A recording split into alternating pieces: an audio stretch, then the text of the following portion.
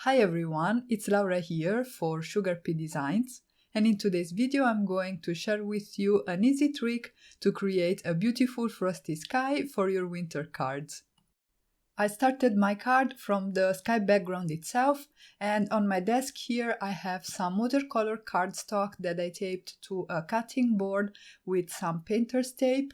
The cardstock is cut slightly larger than an A2 size because I'm going to die cut it with my background dies later on. And I also have my Gansai Tambi watercolors, which I first activated with some water and then I'm going to mix on my glass mat. Before applying the colors to my background, I'm going to wet it with some clean water, and this is the watercolor wet on wet technique, where you have a wet piece of paper, then you paint with your watercolors. For the background itself, I'm not doing any fancy painting whatsoever. This doesn't require any watercolor skills. All that I'm doing is I am mixing some blues and some purples on my glass mat, and then I am dropping them in random areas of my background. I'm not worrying whether I am getting a smooth result at all. Actually, we do want a lot of texture on our sky, so that makes life easier for us, because you can see that, you can just basically drop in your colors randomly. And the only thing I'm paying attention to is to have a little bit of color variation in the sky. So as you can see, I'm not going for a flat wash, but I am adding a little bit of purple here and there and then some blues in the areas in between so that I have some nice interest on the sky. And the trick that makes the whole background come together is to add a little bit of table salt to your watercolors as the water is still wet, so as your background hasn't dried yet, and then you don't need to do anything else. You can put it aside to dry and move on and start stamping and coloring your images. The stamp set that I used today is the Hey Winter stamp set from the September 2019 release by SugarPea Designs. This release was very popular and I think it was phenomenal. The items are now back in stock in the SugarPea store, so if there was something you didn't manage to grab, because items sold out really quickly, now is the time for you to check them out and add them to your stash. Coming back to the card, I did some stamping with VersaFine Onyx Black ink on Bristol Smooth cardstock, and then I heat embossed the images with clear embossing powder because I will be doing some coloring with my Z Clean Color Real Brush markers. These are water-based markers and you can blend them with each other and with water. Bristol Smooth cardstock is a great paper to use with these markers because it makes the blending really easy, and also I like the effect of having the heat embossed lines because they create a little bit of shine and dimension on the images. And in general, it makes working with water-based media a little bit more easy because the embossed lines form some sort of a barrier between different areas of your images so that you can go ahead and color them without having to worry about the paints bleeding through. As for the coloring, I am adding some shadows to the bear with a cool gray marker. I am adding them as if the light was coming from the top right of the screen, so I have some shadows on the left portion of its body and on the bottom areas too. There are also some cast shadows by his arms and his muzzle, and as you can see, hopefully because it's a little bit faint at the moment, where his belly is, I have sort of created the line to make the belly look even more rounded. I am applying my markers directly to paper and then I am blending them out with a water brush, so this is actually loaded with some clean water. I wanted to deepen the shadows a little bit, so I took a darker gray marker, but because this was a little bit too dark, what I did is I scribbled it on top of my glass mat and then I picked it up with my paintbrush and applied it to the paper this way so that I could modulate the intensity of this darker gray that I also used to color in the noses of the bears. For the scarf and the rest of the accessories, I'm going to use a mixture of hot pinks, teal blues and some grays. I wanted the palette on my images to contrast a little bit against the background, but I still didn't want to use complementary colors. So my sky background will have some muted blues and purples. And to create some contrast, I decided to use some blues and some pinks, so analogous colors, but in a brighter version. Where I needed extra colors for my presents, I used the cool gray markers that I used for the bears. These are neutrals, so they don't really add much to the color palette, and also tie in the presents to the bears on the card. And as a last step, I colored the leaves on my trees with a dull green and the trunks with a brown marker.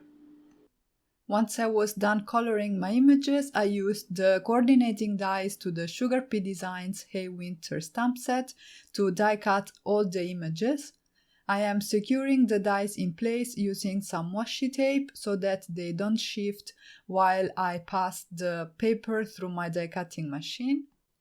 And at this point, because my background was basically dry, I could go ahead, brush off the salt and remove it from my cutting board. There was a little bit of residual moisture that I dried up with a heat gun.